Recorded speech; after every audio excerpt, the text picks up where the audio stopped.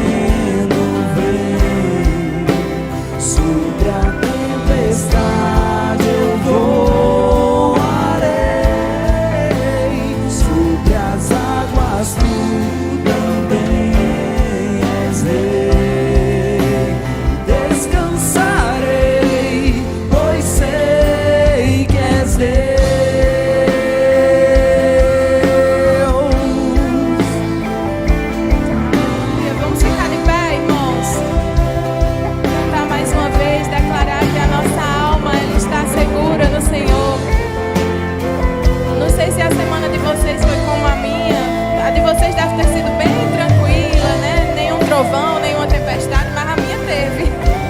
E tem sido tão difícil descansar, né? Tem sido muito difícil para nós crentes descansarmos no Senhor, apesar da palavra dizer que nós podemos descansar, da palavra dizer que se você está sobrecarregado, venha que eu vos dou alívio, né? Que você troque o seu fardo porque o meu é leve. Mas que nós temos a certeza de que a nossa alma está segura no Senhor. E mesmo andando pelo vale da sombra da morte, e mesmo que a morte chegue, a nossa alma está segura, a nossa vida é para sempre do lado dele. Então que nós possamos conseguir descansar mais do que nós falamos, mas que nós consigamos realmente descansar no Senhor. Cante, minha alma está. Minha